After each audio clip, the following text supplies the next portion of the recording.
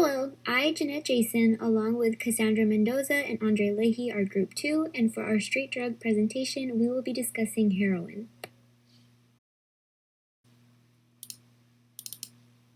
To begin, I will be discussing a brief history on heroin. It originated in China and Europe, and in the early 1800s, the opium derived from poppy seeds was brought over into the United States and utilized as a pain relief, first known as morphine. As time went on, the painkiller gained popularity, especially during the Civil War era, where hypodermic needles were invented and utilized in injecting the opium into the body. In 1989, it began to be marketed as heroin and offered as a cough suppressant to both adults and children. By the 20th century, 4 million station citizens in Southwest Asia had extremely easy access to the heroin supply, as this was the manufacturing location, ultimately influencing the surge in American addiction rates.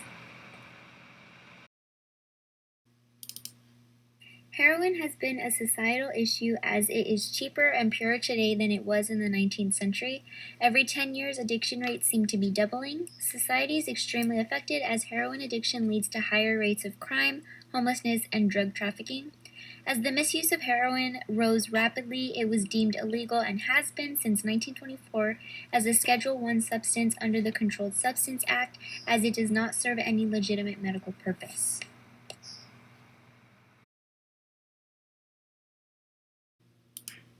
How heroin affects the brain.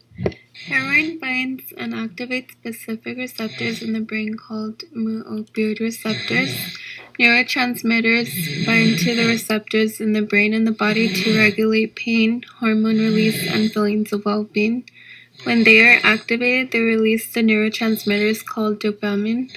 Dopamine causes a person to want to continue doing drugs as if they need it for enjoyment and excitement. This can become a risk of drug addict behavior. The consequences to this depend on various factors: how much of it is used, how strong and how long it binds, how quick it gets there, and the effect afterwards. Heroin use is most common in young adults aged 18 and 25 years old.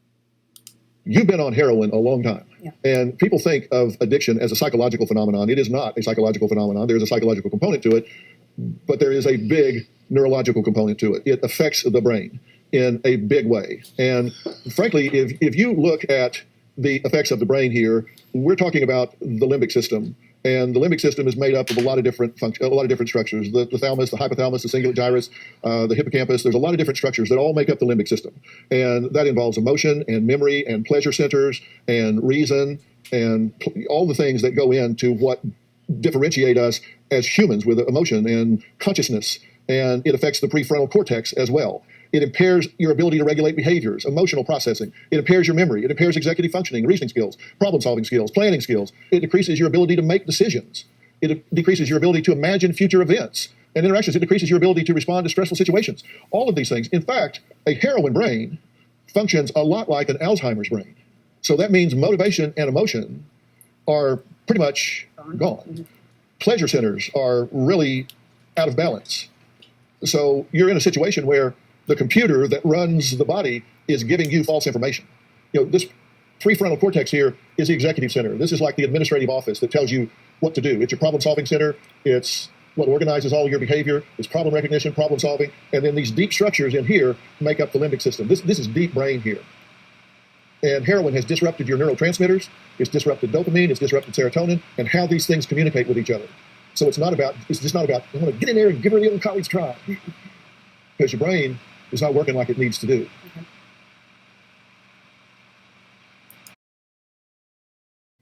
Hello, I'm Andre. I'll be discussing how heroin creates addiction, both physically and psychologically.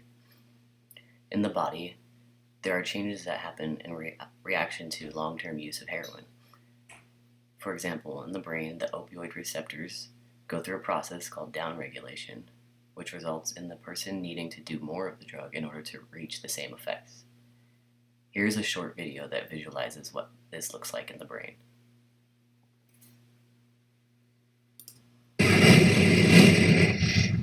Within the body, a pain signal has been fired off and is being transmitted across the synaptic cleft at a regular frequency. But when these neurons are under the influence of opioids, the transmission of pain signals is severely diminished. Over time, an interesting phenomenon occurs. the neurons re-establish the strength of the transmission. This is referred to as opioid tolerance. A closer examination of the neuroplasma membrane might give us better insight into one of the mechanisms involved in this phenomenon.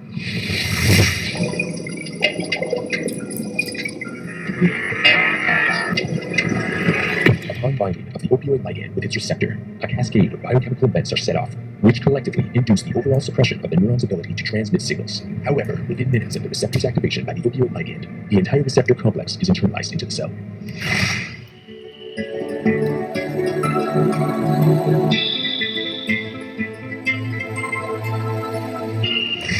Under normal conditions, most of the internalized receptors are recycled back to the cell surface, while some are degraded through a complex biochemical process. And thus, a delicate equilibrium exists between the recycling of the internalized receptors and their degradation. During the development of opioid tolerance, there seems to be a reversal of this trend, so that more receptors are degraded than recycled. This phenomenon is known as receptor downregulation. As a result, more receptors are available on the cell surface for the opioids to bind. Consequently, more opioids are needed to induce the same level of signal inhibition during pain processing. Therefore, it appears that receptor downregulation may be one of the underlying causes of opioid tolerance, and further research is required to evaluate this hypothesis. In addition to these physical effects, a person can become psychologically addicted to the drug, as the excess dopamine that is released while using it affects the way they experience the normal joys of life. There are many physical risks associated with addiction to heroin, such as damage to the liver and kidneys, collapsed veins from injecting the drug, stroke, and the potential for overdose. As the body becomes tolerant, the person who is addicted needs to use more and more to go through the same effects or not experience withdrawals. Unfortunately, this often ends up with the person becoming only focused on when they can achieve their next high. There are many street names for heroin. You can see them listed here. A few of them are dope, horse, skunk, snow, and smack. Unfortunately, heroin can be very cheap on the street, leading to a very low cost for entry into addiction. In 2016, the average cost of a gram was $152, but this would be divided into 20 single-use bags. As an addict might use anywhere from 10 to 15 bags a day, the cost can add up very quickly of addiction.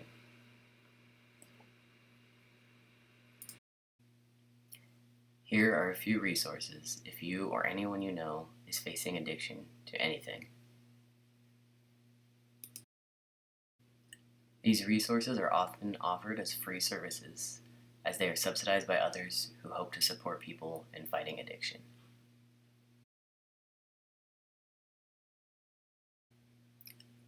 Here are the resources we used to prepare this presentation. Each of these sites has a lot more information for your further research. Thank you for watching, and I hope you learned something.